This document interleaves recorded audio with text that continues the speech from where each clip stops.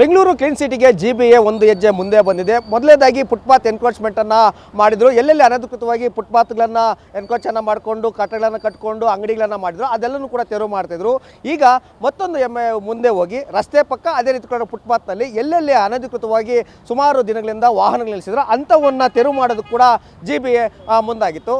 ಅದೇ ರೀತಿಯಲ್ಲೂ ಕೂಡ GBA ಹಾಗೂ ಟ್ರಾಫಿಕ್ ಪೊಲೀಸರ ಸಹಯೋಗದೊಂದಿಗೆ ಸುಮಾರು ವರ್ಷಗಳಿಂದ ಫುಟ್ಪಾತ್ನಲ್ಲಿ ಅನಧಿಕೃತವಾಗಿ ವಾಹನಗಳಿಲ್ಲದೆ ಅನಾಥವಾಗಿ ವಾಹನಗಳನ್ನು ಯಾರು ನಿಲ್ಲಿಸಿದರೋ ಅಂಥವನ್ನ ತೆರವು ಮಾಡೋದಕ್ಕೆ ಈಗ GBA ಮತ್ತು ಟ್ರಾಫಿಕ್ ಪೊಲೀಸರು ಮುಂದಾಯಿತು. ಇದಕ್ಕೆ ಕಾರಣ ಏನಂತಂದರೆ ಇದರಿಂದ ನಗರದ ಸೌಂದರ್ಯ ಹಾಳಾಗುತ್ತೆ, ಫುಟ್ಪಾತ್ ಸಾರ್ವಜನಿಕರು ಓಡಾಟ ಮಾಡೋದಕ್ಕಾಗೋದಿಲ್ಲ, ಆಕ್ಸಿಡೆಂಟ್ಗಳಾಗುತ್ತೆ, ಪಾದಚಾರಿ ಮಾರ್ಗದವ್ರು ನಡ್ಕೊಳ್ಳೋಕ್ಕಾಗೋದಿಲ್ಲ. ಯಾವಾಗ ವೆಹಿಕಲ್ ಸುಮಾರು ವರ್ಷಗಳಿಂದ ಇರುತ್ತೋ ಅಲ್ಲೇ ಬರೋದು, ಒಂದಷ್ಟು ಜನ ಮೂತ್ರ ವಿಸರ್ಜನೆ ಮಾಡೋದು, ಅಲ್ಲಿ ಪಕ್ಕದಲ್ಲಿ ಕಸ ಹಾಕೋದು, ಇದರಿಂದ ಸಾಕಷ್ಟು ಪರಿಸರ ಮಾಲಿನ್ಯ ಕೂಡ ಆಗ್ತಿದೆ.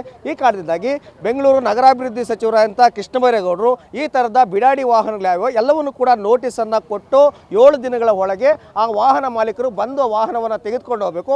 ಇಲ್ಲವಾದಲ್ಲಿ ಈ ವಾಹನವನ್ನು ಅನಾಥ ವಾಹನ ಅಂತ ಪರಿಗಣಿಸಿ ಇದನ್ನು ಮಾರಾಟಕ್ಕೆ ಇಡುವುದು, ಇಲ್ಲಾಂತಂದರೆ ಅದನ್ನು ಏನು ಸ್ಪೇರ್ ಪಾರ್ಟ್ಸ್ಗಳ ಇದನ್ನು ಬಿಡಿ ಬಾಗಿಲನ್ನಕ್ಕಾಗಿ ಮಾರಾಟವನ್ನು ಮಾಡೋದು ಕೂಡ ಮುಂದಾಗಿದ್ದಾರೆ. ಮತ್ತು ಇದನ್ನು ಹರಾಜು ಕೂಡ ಇಡಲಾಗುತ್ತೆ, ಯಾರು ಬೇಕಾದರೂ ಬಂದು ಇದನ್ನು ವಾಹನವನ್ನು ಖರೀದಿ ಮಾಡ್ಬೋದು. ಈ ಕಾರಣದಿಂದಾಗಿ ಈಗಾಗಲೇ ಏನು 10ನೇ ತಾರೀಕಿಂದ GBA ವ್ಯಾಪ್ತಿಯಲ್ಲಿ ಈ ರೀತಿಯಾಗಿ ಬಿಡಾಡಿ ವಾಹನಗಳಿಗೆ ನೋಟಿಸನ್ನು ಜಾರಿಯಾಗಿದೆ. ಇವತ್ತೊಂದೇ ದಿನ ಬಾಕಿ. ಎಲ್ಲೆಲ್ಲಿ ವಾಹನ ಮಾಲೀಕರು ನಿಲ್ಲಿಸಿದ್ರೆ ಅವರೆಲ್ಲರೂ ಕೂಡ ಇವತ್ತೇ ತೆಗೆದುಕೊಂಡು ಹೋಗ್ಬೇಕು. ಇಲ್ಲ ಅಂದರೆ ನಾಳೆಯಿಂದ GBAಯಿಂದ ಇವನ್ನು ಟೋಯಿಂಗ್ ಮಾಡ್ತಾರೆ. ಟೋಯಿಂಗ್ ಆದ ನಂತರ ಟ್ರಾಫಿಕ್ ಪೊಲೀಸರು ಕೂಡ ದಂಡ ಕಟ್ಟಬೇಕು, GBA ಕೂಡ ದಂಡ ಕಟ್ಟಬೇಕು. ಇಲ್ಲವಾದರೆ ವಾಹನ ಮಾಲೀಕರು ಸಿಗಲೇ ಇಲ್ಲ ಅಂತಂದರೆ ಇದು ಹರಾಜಿಗೆ ಹೋಗೋದು ಪಕ್ಕ ಅನ್ನೋದು ವಾಹನ ಮಾಲೀಕರಿಗೆ ಪವರ್ ಟಿವಿಯ ಮನವಿ ಅಂತಲೂ ಕೂಡ ಹೇಳ್ಬೋದಾಗಿದೆ. ಕ್ಯಾಮ್ರಾಮನ್ ಧನರಾಜ್ ಜೊತೆ ಮಲ್ಲಂಡಳ್ಳಿ ಶಶಿಧರ್, ಪವರ್ ಟಿವಿ, ಬೆಂಗಳೂರು.